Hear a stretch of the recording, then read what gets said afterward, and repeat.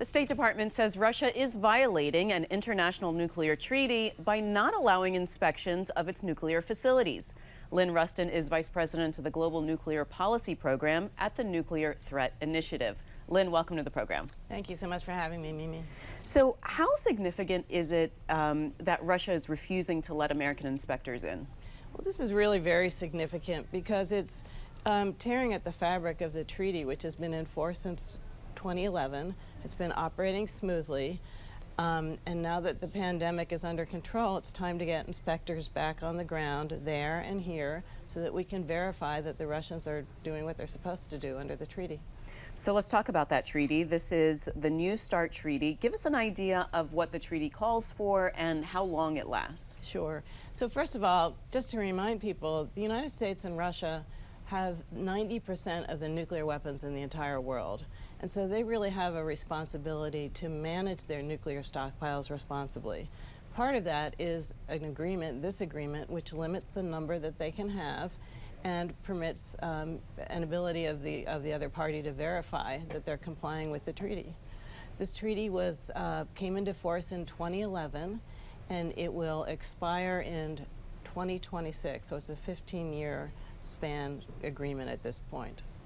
And there has been a check on Russia and America's nuclear capabilities all the way going back to 1972. So it didn't start with this treaty. It did not start with this treaty, and that's such an important point because even during the Cold War, when tensions were as bad as they are now, when there were proxy wars going on in different regions around the world between the United States and the Soviet Union, we managed to insulate this part of the relationship to manage the nuclear stockpiles because both countries have an existential interest in doing that. We don't want to blow up the world with nuclear weapons. Speaking of blowing up the world, I mean, what's the worst case scenario here? I mean, could this get out of control?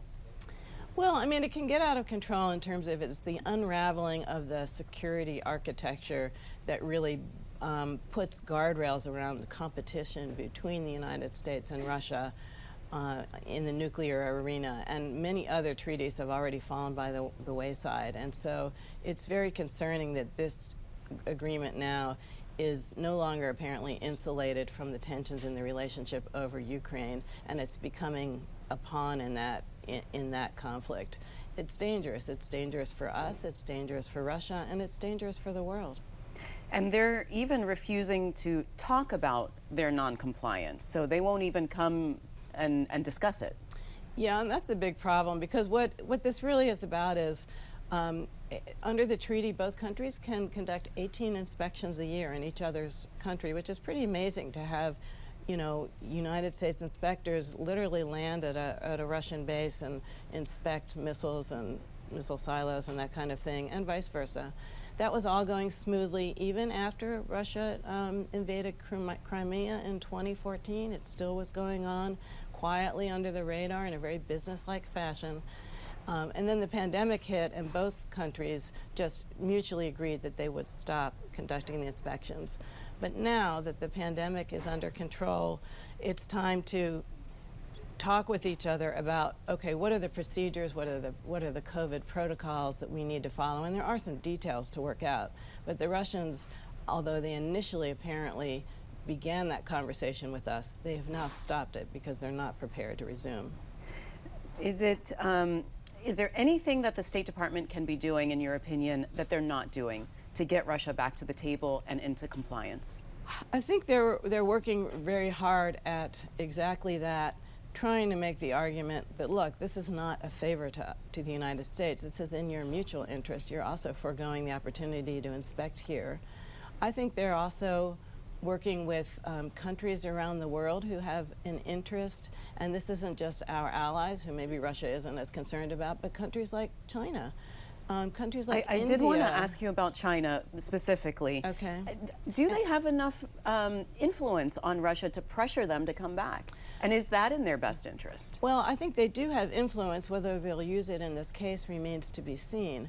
You might have noticed that Chinese President Xi did speak out when President Putin at one point was rattling the nuclear saber, making these veiled threats about nuclear use in Ukraine. And he made it very clear publicly, and I'm sure privately, that that was a line Russia shouldn't cross.